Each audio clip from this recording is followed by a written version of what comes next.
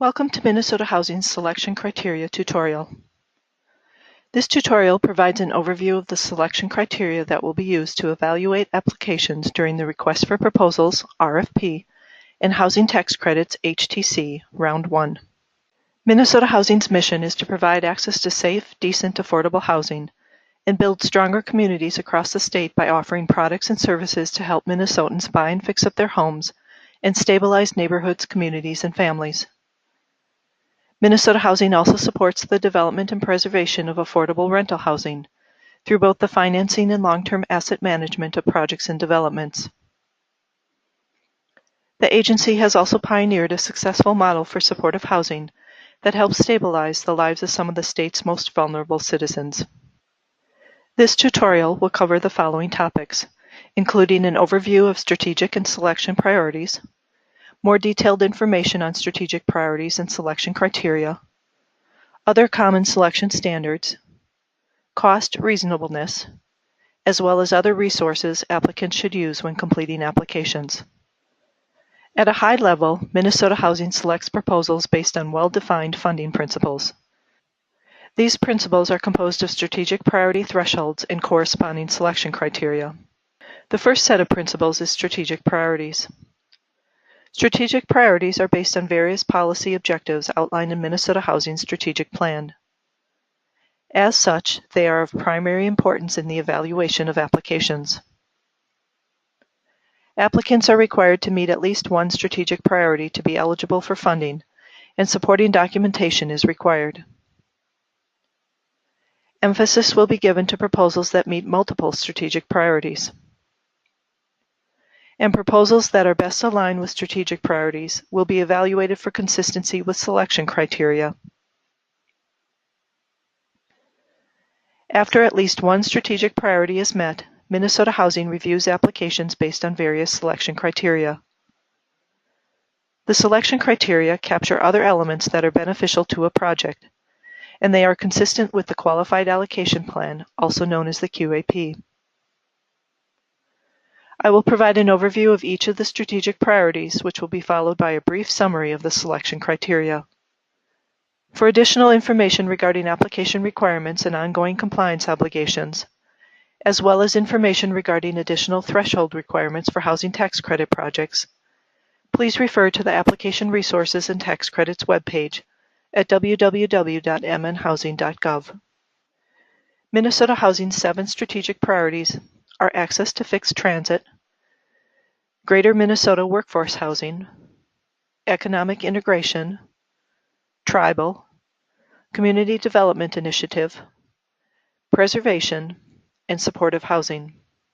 Documentation requirements are unique for each priority and are specified in the self-scoring worksheet and the Housing Tax Credit and Deferred Scoring Guide. Among proposals that meet at least one of the strategic priorities, Minnesota Housing will review applications based on 7 major selection criteria categories. Greatest need tenant targeting focuses on the population being served. Areas of opportunity are geographic locations that are based on characteristics such as transit, walk score, and economic integration. Supporting community economic development pertains to criteria that demonstrate support from the community. Efficient use of scarce resources focuses on the efficient use of Minnesota Housing resources and includes criteria such as the level of commitment, leverage, and costs. Preservation criteria encourages certain types of preservation efforts. Building characteristics drive certain building characteristics and design. And finally, serves lowest income for longest duration includes scoring criteria focused on serving low-income tenants for long durations. The developer claim score and awarded score that are used to initially rank an application are generated from these selection criteria. Selection criteria apply specifically to the Housing Tax Credit Program and are represented in the self-scoring worksheet. Selection criteria are also used for the Deferred Loan Priority Checklist, with the exception of eventual tenant ownership and long-term affordability. The information on this slide outlines in more detail the selection criteria on which applicants can claim points. Applicants should review the self-scoring worksheet and Deferred Loan Priority Checklist, as well as the Housing Tax Credit and Deferred Loan Scoring Guide for more detailed information. Also review the required supporting documentation. In addition to the strategic priorities and selection criteria, proposals will also be evaluated for organizational capacity and project feasibility. For organizational capacity, consideration will be given to the applicant's mission, related housing experience, whether the applicant has successfully completed similar projects or is partnering with other organizations that have, the applicant's current pipeline, and whether the applicant has strong current and expected capacity to complete and maintain the proposed housing, as well as any other proposals being developed by the organization.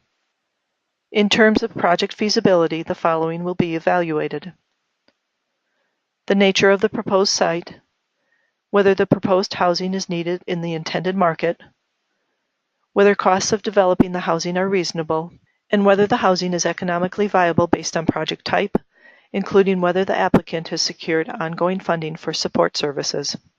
Projects will also be reviewed for cost reasonableness, specifically by looking at the predictive cost model and cost containment. The predictive cost model, which compares a development's proposed total costs with the costs that we would expect for that development, is based on Minnesota Housing's experience with similar projects and industry-wide standards. The model predicts the development's total development cost, or TDC, per unit based on its characteristics. This process flags high-cost developments and helps maintain costs at a reasonable level. Minnesota Housing also reviews cost containment in each funding round. Cost containment points are awarded to the 50% of proposals with the lowest TDC. The thresholds are divided by region and activity type and include the following 4 groups: new construction metro, new construction greater Minnesota, rehabilitation metro, and rehabilitation greater Minnesota. To address the issue of developments with larger units having higher costs than developments with smaller units, the scoring process includes cost adjustments related to the size of the units.